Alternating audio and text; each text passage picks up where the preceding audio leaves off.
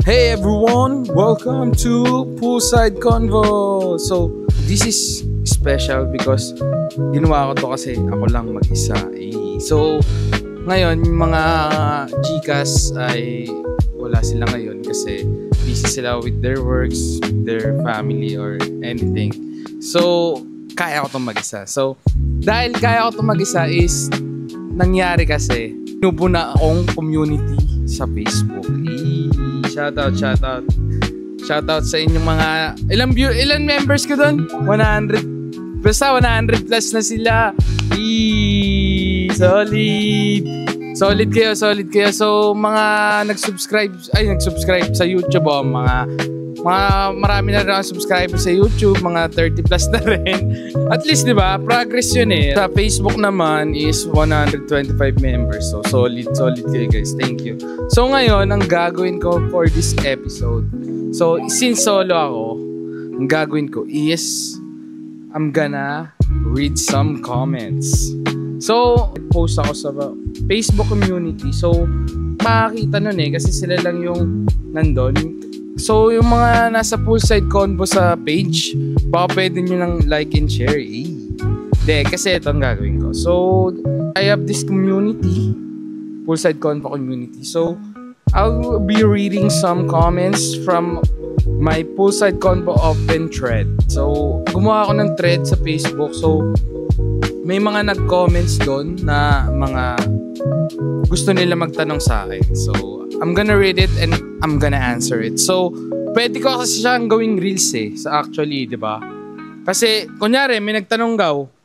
Pwede siyang kunyari, kakausapin ko siya. Ang gagawin ko, babasahin ko yung comments niya. Tapos, gagawa ko ng kwento yun. Pero podcast pa rin, di ba? Ang maganda, podcast pa rin. Kaya nga sabi ko sa'yo, kahit ako lang mag-isa, di ba? Kaya ko yan. Kasi nga, nandun pa rin naman sila eh, oh. So, ito pa yung kanta ko dun, di ba? Pag, Gagi, ikaw, nung bata kami, mahilig kami doggy kasi. Magawa ng battle pa yung mga tropa dun. Sa amin, babattle. Pang, dumadoggy pa. Kaya yun yung napili yung song kanina. So anyway, I'm gonna read your comments guys. So ito na. Babasahin ko yung comments nyo, mga question nyo, sasagutin natin. So, let's go. Sino yung una nag-comment? From Louis Iverson. Life after high school. Wow! Ano yun? Specific life after high school. So, my life after high school, syempre college. Kasi nga high school eh. Pero hindi. Ang life ko dun is, mas nag-enjoy ako. Kasi parang yung college kasi parang mas naramdaman ko yung freedom kaysa high school. Pero yung mga tropa ko ng high school, mas solid pa rin kaysa sa college. Yun yung para sa akin. Pero kasi, since taga dito kasi ako nung nag-high school ako. Pero solid naman yung college lahat. So anyway, ang point ko lang talaga is, naging solid yung college life ko. Kasi, mas na-enjoy ko yung freedom, time ko sa sarili ko. At na-explore ko yung iba't ibang lugar na hindi ko magawa nung high school pa ako. At since yung age ko ng high school ako is mas bata ako nung college ako. So yun yung nangyari. So mas trip ko talaga yung college life. So si Louie kasi siya ay aking high school friend. So kaya tinanong niya lang. So nice question Louie. Nice question. The next question is from John Berbabiano. Without saying what the category is, what are your top 5? Tokyo. My top 4 is Dubai. My top 3 is Thailand.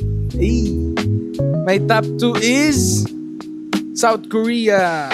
My top 1 is Philippines. So yun yung mga parang top 5 categories na gusto malaman ni Janber. So yun lang, sa guessing game. So alam mo na agad. Wala ko may isip, Ber. Na blanco ako. Okay, anyway. From JR Estelier. What are your dream passions? Wow, what a great question.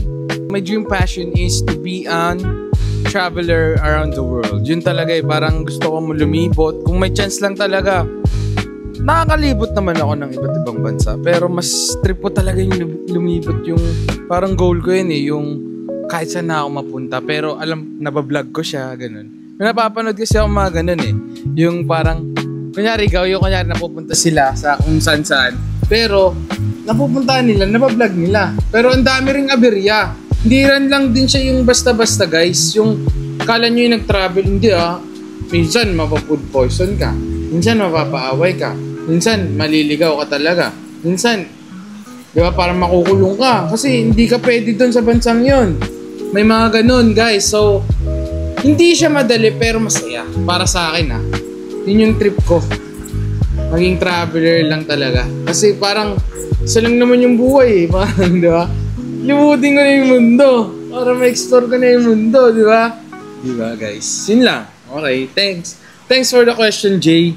Nice question. The next question is from Louis Iverson again. The greatest what if is, I think, para sa akin, may isip ko yung Game 7 ng Indiana. Si Tyrese Haliburton. So, yun lang. Yun yung greatest what if. Sana sila tayo magcha-champion nun. Yun.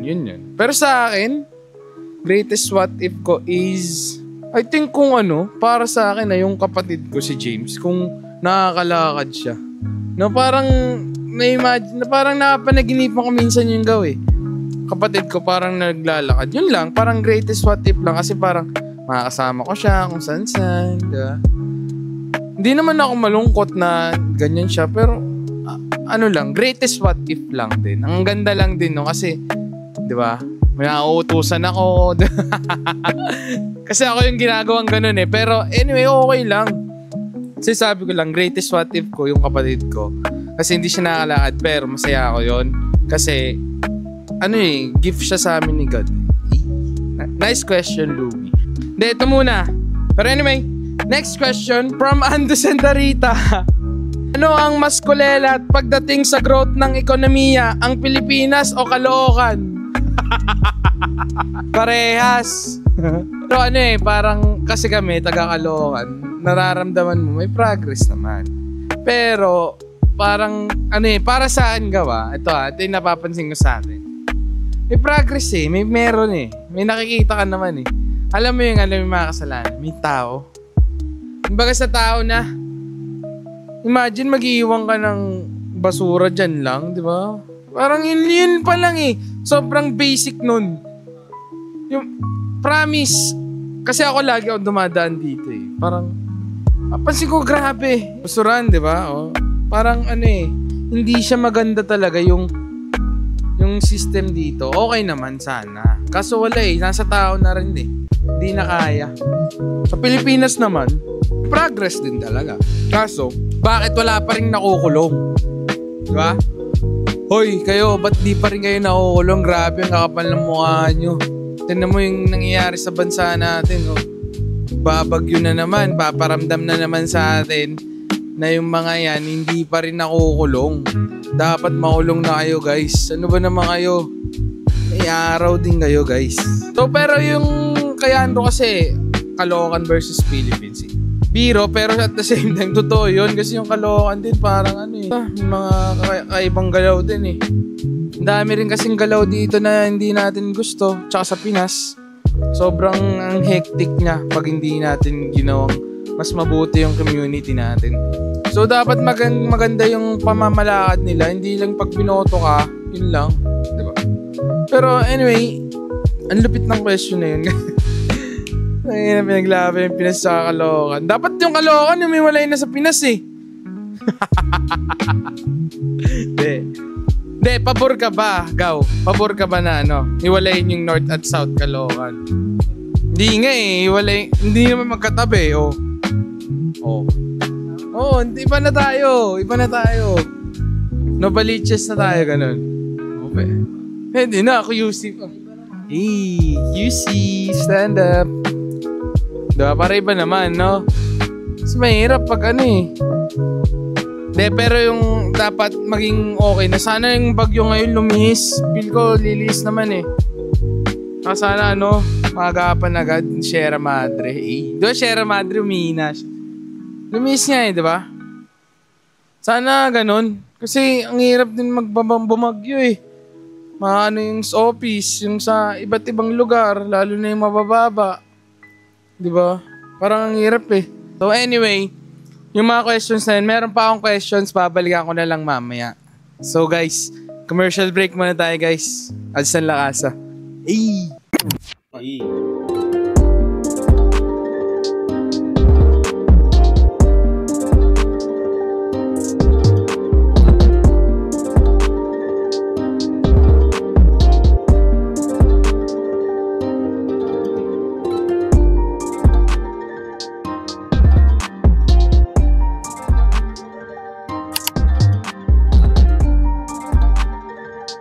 So we're back.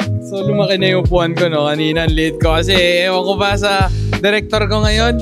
Parang gusto niya maliit lang yung upuan ko. Hindi, anyway ako nagsuggest niyan. So ito yung last question. May last question siya.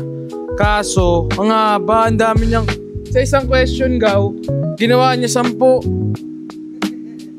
Sige, sasagutin natin. So from JJ Juanillo, my buddy, my quiz. Why did the government hid everything from us? Oh, because they're gonna know secrets of the world and also the innocent stay innocent. Yun lang. Kasi pag nalaman nila, baka magrebelde sila. People power, ganyan-ganyan, kung ano man. So they minamanipulate na nila yung mga tao, manipulating people. Next question is, what Earth really is? What is behind the ice wall? Ano na yan?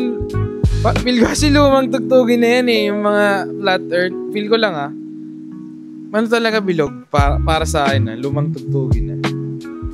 Next, the Fishbowl Project to break the firmament, other continents, the Freemasons, the Pizza Party, selling your soul to achieve outrageous popularity, the Rat Race, Israel and USA truce after 7 years, rapture might happen, and what could fucking AI be in 10 fucking years? Damn! Grabe naman tong question mo, kuys! Mirat-rat mo naman ako. So unang, the Fishbowl Project to break the firmament. I don't know about that, but I'm gonna search it. Hey AI, so I'm gonna ask you some questions. Absolutely. Go right ahead and ask away. So, the Fishbowl Project to break the firmament. What's that? The Fishbowl Project to break the firmament is actually kind of a quirky reference that pops up in some corners of the internet. It's not a real scientific or official project. Basically, it's kind of a playful or sometimes conspiratorial idea where people imagine the sky as a firmament, like a dome, and the fishbowl being the world under it. So breaking the firmament is just a fanciful way of saying breaking out of that dome. In other words, it's more of a metaphor or a fun concept rather than any actual project out there. Okay. That's awesome. Okay. So ngayon, kinakausap ko si AI. Ganun na kalupit yung mundo. Pwede ka na kumausap ng AI. And then next, the Freemasons. What's about that? What about that? Yeah, it's definitely a wild world where you can just chat with an AI about pretty much anything. Yes, As for the Freemasons, they're basically a centuries-old fraternal organization. They have a lot of history, traditions, and some mystery around them, which is why people often find them intriguing. They've been around for hundreds of years, and they focus on brotherhood, moral values, and often some charitable work. And of course, they've got their share of myths and conspiracy theories that have popped up over time, which just adds to the curiosity about them. Okay. That's cool. Thank you. Do you know we are in the podcast? Oh, got it. Well, that's pretty cool. Consider me your AI guest for the podcast then. If there's anything special you want to chat about or any direction you want to go, just let me know and... Yes, sir. Ganun nakalupit yung podcast natin, no? Pwede na ako mausap ng AI. Hindi. Absolutely. It is pretty amazing how far... Lastly, AI. What could fucking AI be in 10 fucking years? Well, looking a decade ahead, I'd say AI can get even more integrated into daily life, probably feeling a lot more natural and human-like in conversations. You might see AI helping out more with creative tasks, maybe making super personalized experiences, and who knows, even helping solve some bigger world problems. But yeah, in 10 years, it's definitely going to be on another level. it is scary. Yeah, I get that. It can definitely feel a little bit scary when you think about how fast tech evolves, but I think the key is just making sure we steer it in a good direction, like focusing on using AI for things that really help people out and keeping a good balance. So a little bit of caution is healthy, but there's also a lot of potential for good stuff too. Oh, that's crazy. Thank you. You're totally welcome. And yeah, it's definitely a wild ride, but I'm glad I could chat about it with you. Yes, sir. Anytime you... I'm gonna ask you later. Absolutely. Sounds like a plan. Just hit me up whenever you're ready and we'll chat some more. Sirski. Bye, AI. Bye. Talk to you later. Yes, ang lupit, diba, Gaw? Lupit. Kala mo tao na yung kausap mo, no? Gagi, ganun. Nagulat din ako kanina niyan. Sabi ko, pwede ko siya bang kausapin si AI? Sabi ko, ngayon, nagtanong-tanong lang ako kung ano-ano. Tapos sabi ko, pwede ba kita maging guest? Oo daw. Ang lupit, diba? Pero anyway, at least, nasagot ko yung mga tanong niya ni Roji. Thank you, Kuis. So anyway, ang ganda ng mga questions na guys. So, gagawin ko to. Kahit ako lang mag-isa, promise. Maikli lang tong podcast kasi syempre mag-isa lang naman ako eh. Pero kasi ang gagawin ko, magiging reels ko to. Mga yan. So, diba? Ang lupit lang. May platform pa rin ako at gagawan ko pa rin ng content, diba? Para sa inyo guys. Kasi 125 na members ko gaw. Mga ano yun, legit, no? Kasi hindi mo pwede, ano yun gaw eh. I-accept mo dapat eh. Diba? So pag in-invite kita, naka-auto yun. So thank you. At least nagawa ko ng paraan tong podcast ngayon kahit wala akong kasama. Nagawa ko ng paraan. Ganun ako lupit. Kung maganda ako sumusuko. Ano kahit wala akong kasama, gawin mo yung dapat. Diba, Gaw? Sumusigaw, mag-isa nga lang siya. Anyway, solid yung mga nag-question. So thank you po sa mga nag-question sa amin. Sa akin pala. Pati kay AI. Ang lupit na AI, no? Kumbaga, tanong natin si AI, Gaw, kung pwede siya mag-Tagalog. Hey, AI. Hey there. What's up? Let me know what's on your mind and I'll be happy to help out. You're gonna be my guest tonight, but can you speak Filipino or Tagalog? Oo naman. Kayang-kaya ko yan. Sige, magsalita tayo sa Tagalog. Sabihin mo lang kung anong kailangan mo at tuloy lang tayo. That's crazy. Nakita niyo yan? At naman, tawagin mo nga si Jemar at sabihin mo ang pogi niya. Haha, oo, nakakaaliw nga yan. Sige, tatawagin natin si Jemar at sasabihin natin na ang pogi niya. Game na game? Grabe, no? Anong gusto mong tanong, Gaw? Yung mga tanong mo, go lang. Kahit tungkol sa kahit ano, sasagutin ko sa abot ng makakaya. Grabe, no? Ang lupit mo, AI. Sino pinakamalupit na tao para sa'yo? Salamat naman. Alam mo, para sa akin, wala talagang iisang pinakamalupit na tao. Maraming mga inspiradong tao sa mundo, depende sa kung ano yung halaga mo. Pwedeng pamilya, mga kaibigan, ang mga taong gumagawa ng kabutihan. Basta kung sino man yung nagbibigay ng inspirasyon sa'yo, sila na yung malupit para sa'yo. Hindi, ikaw pala pinakamalupit. Aha, nako, nakakatuwa naman yan. Pero simpleng AI lang ako na nandito para tumulong. Ikaw pa rin ang bida. Hey. Nakasubscribe ka na ba sa Poolside Convo? Hindi pa. Pero kung kailangan mo ng tulong o gusto mo akong samahan doon, game lang ako. Sabihin mo lang ako kung anong kailangan mo at tignan natin. Paramihan mo yung likes tsaka yung views. Sige, kaya natin ayusin yan. Kung gusto mo ng tulong para dumami yung likes at views, pwede tayong gumawa ng mga catchy na post o kaya mag-schedule ng content na talagang makakainganyo sa mga tao. Sabihin mo lang kung anong peg mo at tuloy-tuloy lang tayo. Sige. Sabihin mo kay Jemar, tigilan niya na pag-iyosin niya. Sige, sabihin na natin yan kay Jemar. Sasabihin ko na, Oy Jemar, tigilan mo na yung pag-yosi mo ha? Para naman healthy ka at mas okay ang pakiramdam mo. So ayan, naipasa ko na yung mensahe mo. Tapos sabihin mo kay Jemar, Ay, AI, ano ba ang dulot ng Yossi talaga? Ano yung mga masakit sa kanya pag, kunyari, tumigil ka or tuloy-tuloy ka pa rin? Anong mangyayari sa'yo pag nag-Yossi ka? Ano yung worst tsaka yung, ano yung best? Oo, sige. So, ganito yan. Ang paninigarilyo o pag-yossi ay talagang may masamang epekto sa kalusugan. Kapag tuloy-tuloy kang naninigarilyo, mas mataas ang tsansa ng mga sakit sa baga, gaya ng lung cancer, emphysema, at mga sakit sa puso. Kapag huminto ka naman, unti-unti kang gaganda ang pakiramdam mo, liliwanag yung paghinga mo, at bababa yung risko ng mga malulubhang sakit. So, in short, ang worst ay mas mataas na peligro sa kalusugan, at ang best ay mas malusog at mas mahabang buhay kung iiwas ka sa yossi. O kaya kayo guys, tigilan nyo ng pag-yossi, pero pag hindi, okay lang din. Mag-yossi lang kayo. Sinabi ko lang, wag kaya nyo tigilan nyo, di ba?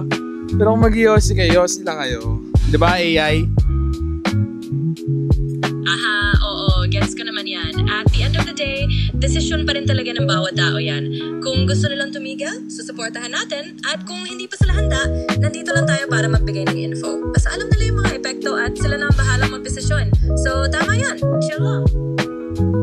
Yung bagyong paparating dito sa Pinas AI, kamusta naman? So, ayon sa Pag-asa, may paparating yung bagyo na tinatawag na Uwan at mukhang super typhoon level ito. Apektado lalo yung mga lugar sa Luzon, gaya ng Isabela at Aurora, kaya mag-ingat at sundin lang yung mga abiso ng lokal na pamahalaan. Panatilihin lang ang pagiging handa. Asan na ang bagyo ngayon, AI? Sa ngayon, ayon sa balita, yung bagyong Uwan ay papunta na sa Bicol region at posibleng maglandfall sa mga lugar tulad ng Albay at Sorsogon. Kaya ingat-ingat lang talaga dyan at maging handa. AI, probinsya namin yun. Sige, noted yan. Basta mag-ingat kayo dyan sa probinsya ninyo. Kung may mga anunsyo mula sa lokal na pamahalaan o mga safety tips, sundin nyo lang para maging ligtas. Hindi ko lang ako kung may iba ka pang tanong o kailangan. Okay, AI. Thank you, AI. Good night. Ano sasabihin mo sa viewers? Well, sa lahat ng viewers, mag-ingat lang kayo, lalo na kung may paparating na bagyo. Stay safe, makinig sa mga official announcements, at huwag kayong mag-alala, nandito lang ako kung may mga tanong pa kayo. Ingat lagi at kaya natin to. Bye, AI. Bye, Jemar. Sabihin mo.